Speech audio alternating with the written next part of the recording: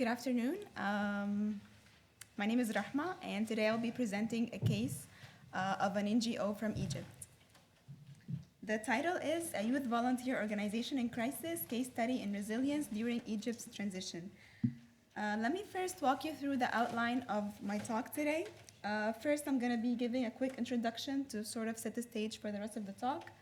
I will give a bit of background on the organization that I'll be presenting about, and then talk about the crisis of this organization, followed by the paper's research question and methodology, and then I will conclude with the findings and lessons learned. Okay, so the story goes back to the 25th of January revolution in Cairo, Egypt, or in Egypt as a country. At that time, the Egyptian people had a revolution, and the result of this revolution was the overthrow of Mubarak regime.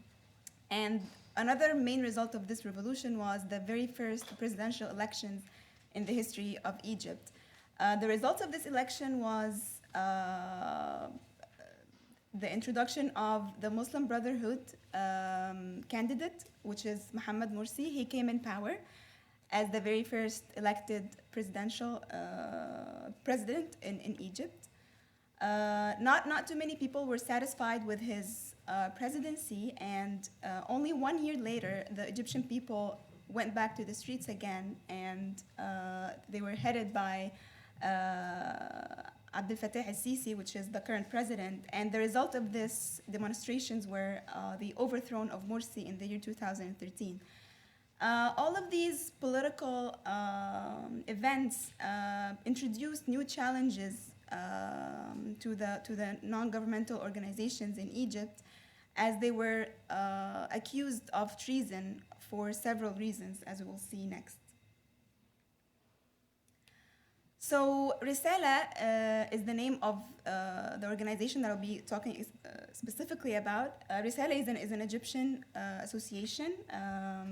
It started as a student activity in Cairo University in the year 2000, and then gradually it was registered as an Egyptian organization, a nonprofit or Egyptian organization. The organization mainly offers social services for the disadvantaged, from health services, educational services, hosting street children and orphanages.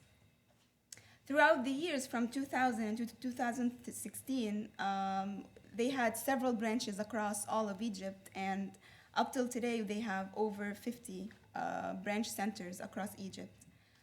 Volunteers of the organization come from different backgrounds. There isn't really a specific, officially there isn't a specific criteria for a specific set of criteria for volunteers who are interested to joining the organization and be part of the several activities they run. Okay, so what happened to Risala is, as I was explaining earlier, after Morsi was overthrown in 2013, the Egyptian people split into two camps. One camp was supporting the Muslim Brotherhood, claiming that Morsi is a legitimate president that came through fair elections, and he should not have been overthrown. The other camp was against Morsi and the Muslim Brotherhood, and claimed that he was not a legitimate president. And this sort of tension between the two camps spilled over the interior of Risala.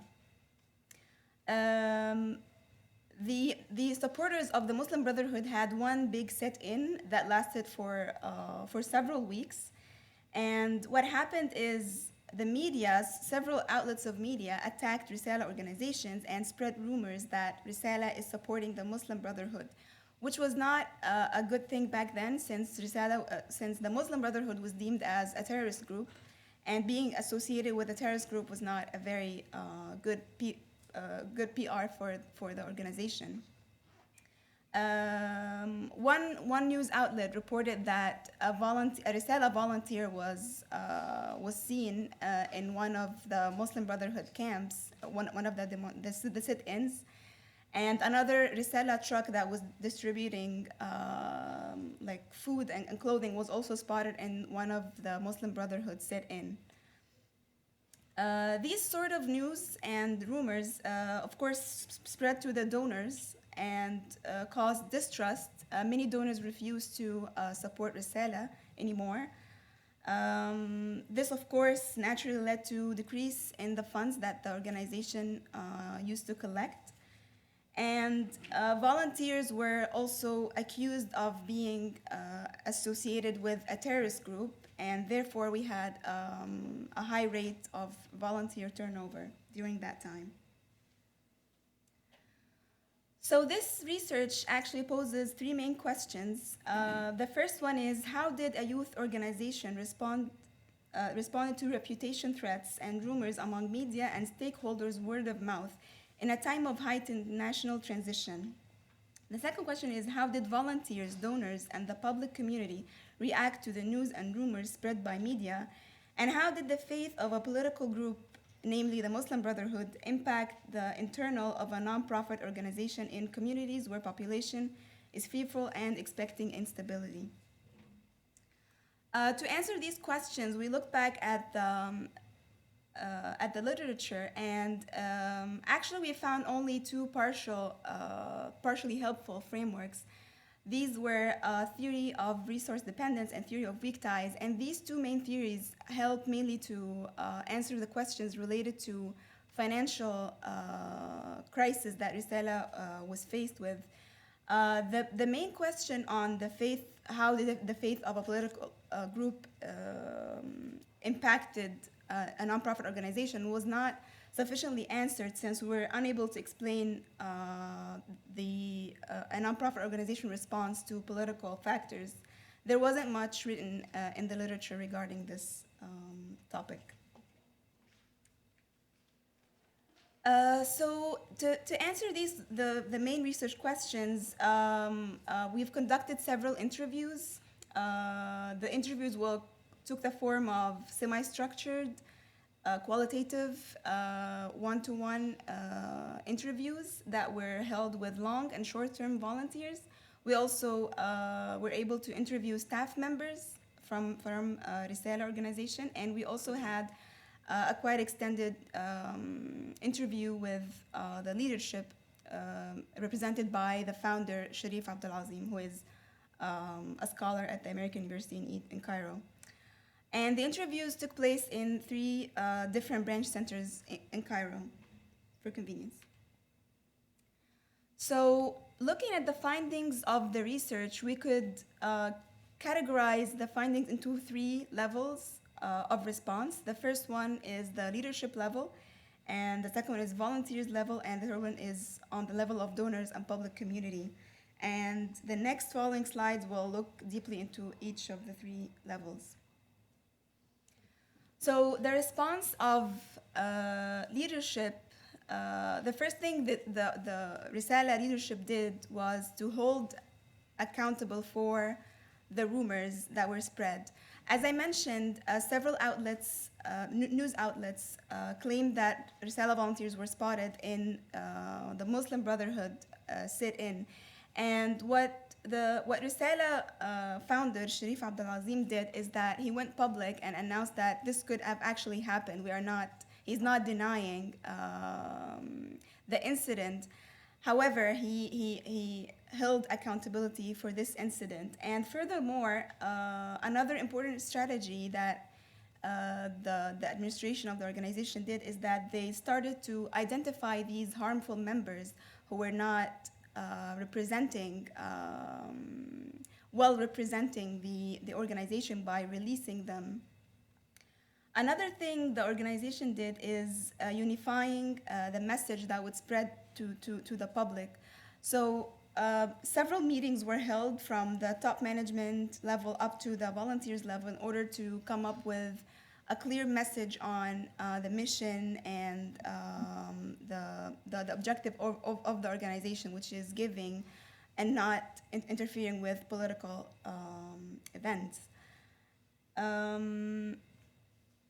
Another thing, as I mentioned, there was a sharp decrease in funds, and to respond to this, the organization started to economize the activities, which means to scale down some sort of the numbers, and in order to be able to sustain the ongoing activities without much damage.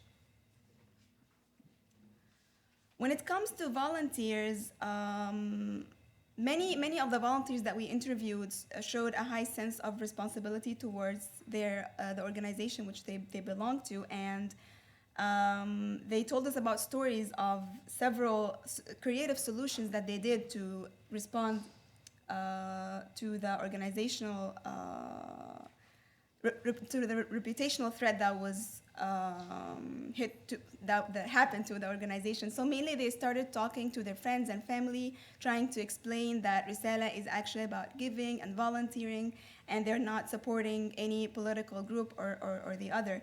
Another thing that they did to push back the financial deficiency is that they started a campaign called Risalawi 1000, which is like a fundraising program that each volunteer had to abide with. Another thing that was done for the volunteers is some sort of a training program called متطوع مسؤول, which is the program is like a 3-month program where committed volunteers are supposed to go through in order to be called مسؤول, which means committed or responsible. So this would be better representation for the organization. Okay, regarding the public community, Risala was very keen on retaining its own network of donors. Risala mainly runs on individual donations from the public, so it was vital for the organization to keep its existing donors. So what they did is several viral phone calls to all donors, trying to defend the organization, and have like public invites for the donors to come to the branch centers and see for themselves where their money is going, which is going to the poor and not to support any political group. This added an element of transparency to the organization, and this was their strategy to keep their network of donors.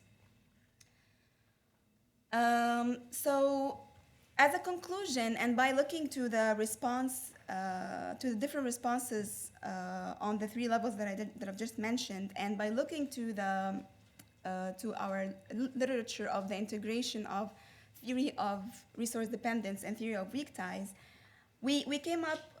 Actually, this is the integration of the 2 theories presents 4 modes of organizational response, and we found that Risala falls under the adjustment mode, one of the 4 modes showed here.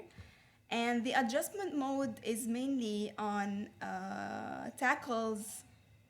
In the main characteristics that we found in Risala that made it go under the adjustment mode is that it has weak ties with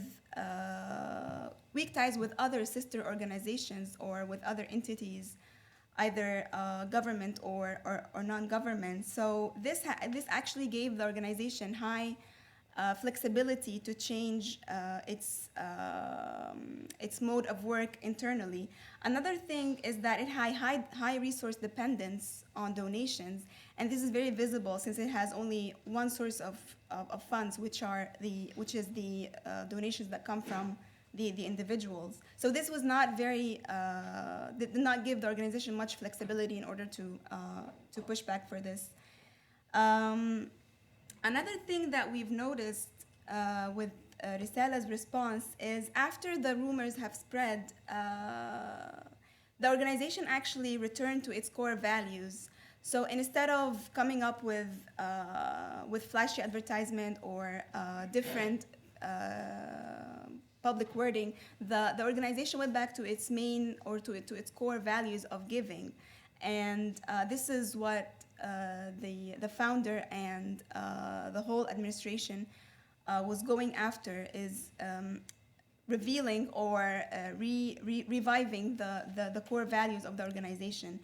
Another thing that we noticed is that Risala resorted to undemocratic measures. So once in the past, Risala was open to any volunteers from the public, but after